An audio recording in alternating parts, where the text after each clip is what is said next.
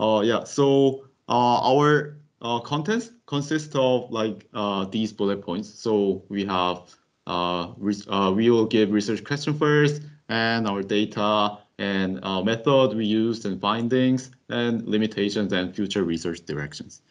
Okay. So for our team, the team KAIST, our research question was as mentioned before. So we found that like whether we can characterize typologies or policies in support of making research data from publicly funded research openly accessible and usable to the largest extent possible. So in particular, we focused on the policies that first foster and support open access by default to research data and other research relevant digital objects from public funding, and other policies that develop infrastructure and services to facilitate the accessibility of research data and other research relevant digital objects from public funding within and across scientific domains and disciplines. So in case of data, we use both data sets in our analysis during this hackathon. For the STIP Compass database, we first filtered on policies flagged as TH10, which means open science and enhanced access to publication and research data. So among around like several thousand policies, like we filtered like 475 policies, which marked TH10 equals 1. So as this was related to our primary research question.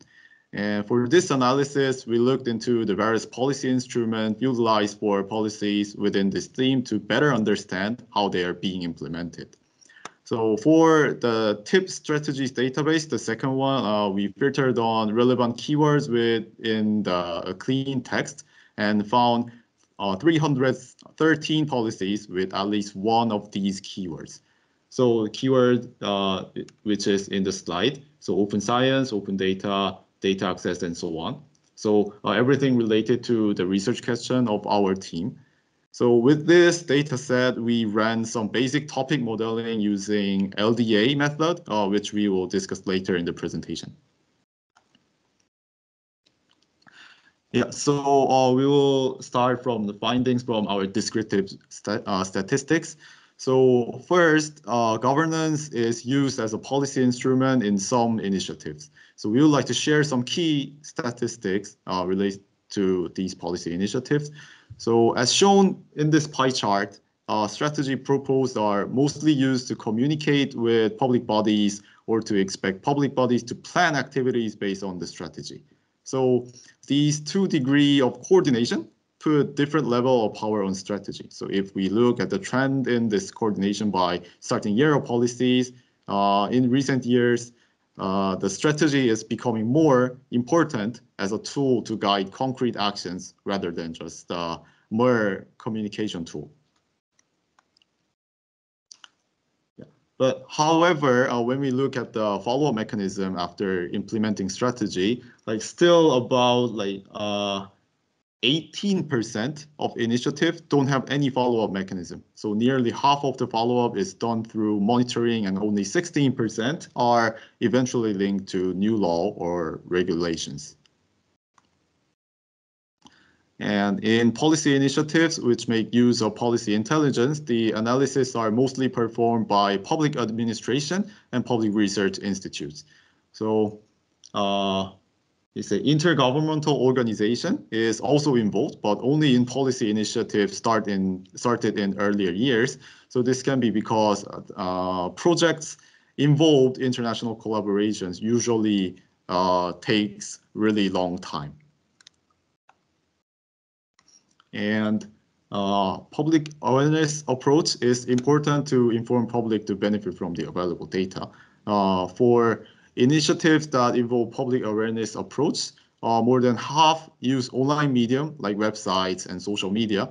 And the focus of the promotion are mostly science, technology, and innovation, as seen in this slide.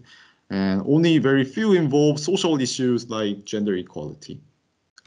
This is this blue part.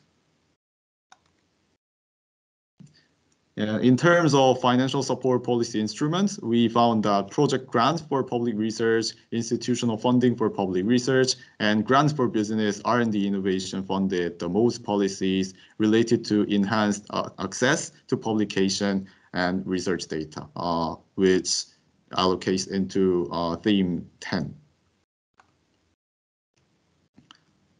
And the following two pie charts describe selection criteria for these policy instruments. So across the top three direct funding sources, the most common selection criteria were social impact anticipated, 13 policies, and alignment with national research priorities and track records of applicants, 11 policies each, and research publication and output, which consists of 5 policies. Yeah. Okay, from now on, these charts describe which collaborators were required in order to receive funding through this policy instrument. So Higher Education Institute and other public research institute were the collaborators most commonly required across these policies. This would suggest that publicly funded open data access projects are most likely to exist within academia or public research settings, and there may be greater opportunity for these types of projects across sectors or with international partners. And next is the collaborative infrastructure as policy instrument. So indices of collaboration between and outside organizations will help us to understand the readiness of each project for open data initiative. So among a filtered 475 projects, we found at least 34 projects which have platforms for networking and collaboration. So you can find that more than half of collaborative platforms focused on research-oriented factor. And in the graph on the right side, sharing R&D data occupied the biggest proportion of the objectives. So all the 13 projects here for sharing R&D data belong to research-oriented focus project in the graph on the left. So yeah, every project in this side is included in these 20 projects. And yeah, these two graphs indicate objectives to dedicated support to research infrastructures. So we found 7 projects out of 42 have an objective to partnerships among higher education institutes or public research institutes. And on the other hand, nearly half of projects funds to research infrastructures was used to build computing systems, knowledge repositories of scientific data and archives, and to increase user access to the infrastructure as seen in this slide. And this aligns with the recommendation of the OECD Council that encourages capacity enhancement in preserving research data.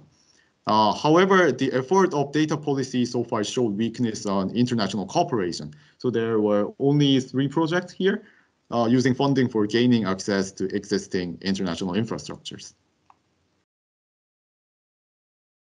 Yeah, and I personally think this part is the most important result for the collaborative infrastructure part. Among the data disseminated for information services and accessibility, about 70% of collaborative infrastructure provide their data of academic and scientific production, research result, and the public administrative data, such as medical data of patient, etc.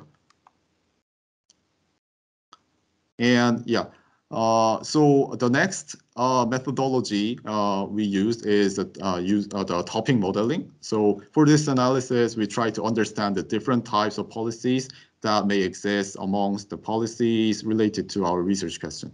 So we did some very basic LDA on each data set. And for the STIP Compass database, we cleaned and used the short description, background, and first 3 objectives for each TH10 policy. And for the TIP strategy database, we used the pre-cleaned text amongst policies that contain our selected keywords. And we used the package called GenSim in Python for the analysis. So here are some screenshots of our output to look at the interactive versions. You can reference our materials uploaded to the GitHub project. We will upload it to the GitHub soon. And for each data set, we constructed the dictionary only using word found in the corpus. So we ran LDA, outputting 5 topics for each data set. And to be honest, this was a bit arbitrary based on output that we could derive some meaning from. So another thing to note is that we used a relatively low relevance metric, meaning that inverse document frequency was weighed quite heavily in the analysis, since there are many shared and frequently occurring words across many documents. And here are some of the representative words within each topic. So with each 5 topics. And what we found is that there seem to be distinct topics related to academia, business and industry, technology and AI, environment, and like reforming or implementing new processes. And this was like, actually this was a very basic analysis, but it demonstrates how within open access related policies, these domains tend to be most prominent. And as this was a very new area for us, we only completed a very basic analysis as the description in the Compass database were quite short. A future direction for this project would be to scrape the policy content of TH10 policies within the Compass database and run topic modeling or like TF-IDF text summarization to gain a better understanding of how these policies implement and enforce open access by default. Yeah, so limitations. We found some limitations in analyzing these data sets for our research question and hope to provide input to improve the process. First of all, Compass policy database provides categorical data, but these data are limited to understand each policy case in depth. And in each case, some variables might have different meaning in different contexts. So yeah, that was the first one. And second, both data sets focuses on policy description, but no data on policy evaluation. So insights are limited on real effect of policies. And third, we try to tokenize TIP strategy database by sentences, not words, as sentences may provide better insight, but it was really challenging for us due to inconsistent format in a raw text. So therefore, we would like to suggest following recommendations to further research. First, it is necessary to improve the quality of data as a research source. We found a lot of missing values per category, and many keywords are overlapping. So it was really difficult to run the classification or topic modeling because like even in really different documents, like they are containing many like similar and almost same words really much. And in addition, like tokenized text by word dilutes the contextual information rather than the sentences. And as we mentioned before, the raw text was too hard to pre-process into sentence tokens. Yeah, and when it comes to the policy side, it seems necessary to have the additional data set which contains information on the outcomes of each policy, such as status of accessible repository or shared amount of data and accessibility. On the other hand, there was not much policies with an initiative of international cooperation, as I mentioned before.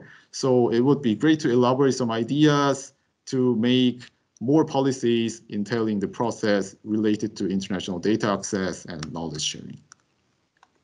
Yeah, this is the end of our presentation. Thank you very much.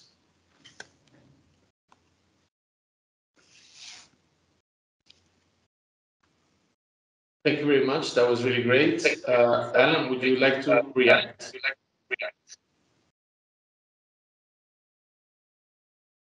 Yes, thank you. Thank you very much.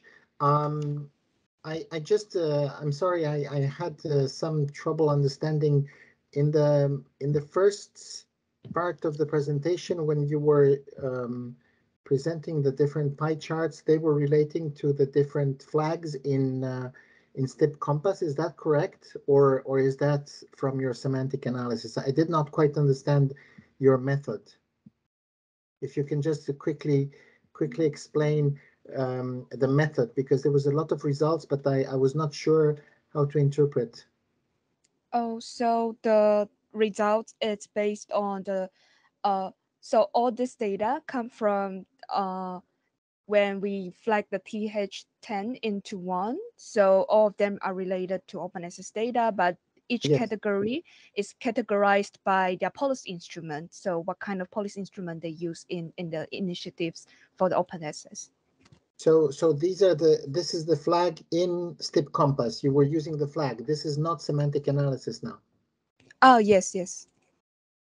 Okay, but so then this relates only to the initiatives you found in STIP Compass, not on the not in the TIP database, right? Yes. Okay, so this is STIP Compass only. Okay. Okay. So you were basically just analyzing the how many of certain flags you had among those TH10 policies, right? Yes, exactly. Okay, okay.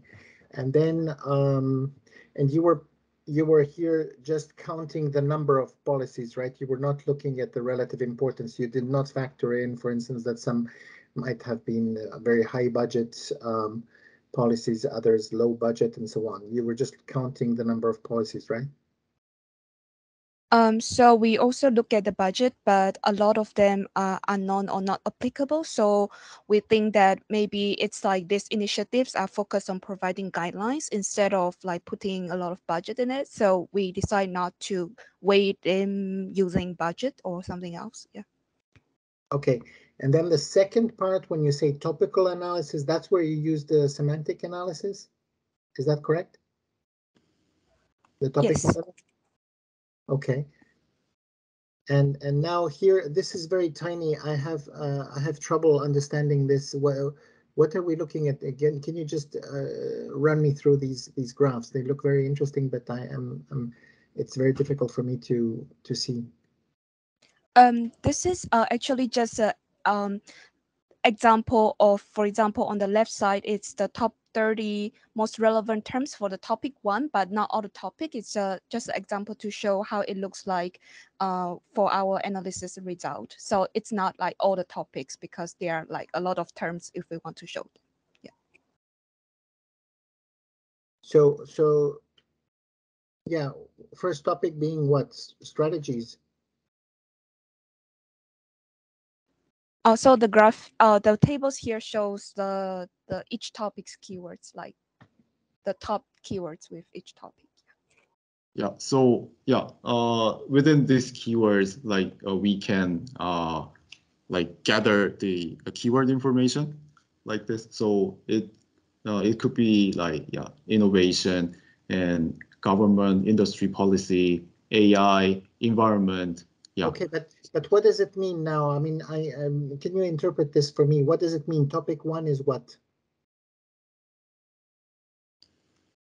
So topic one means that, so when we do the topic modeling, we clusters term that means very similar to each other. So it would be like clusters of words.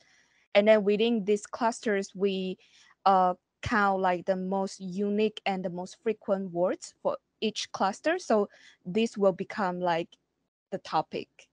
And then this table shows each topic and the top terms of each topic. Okay, and how do you use that in the further analysis then? Those different topics. It's sort of like a vectorization of the text. Is that what you're trying to do?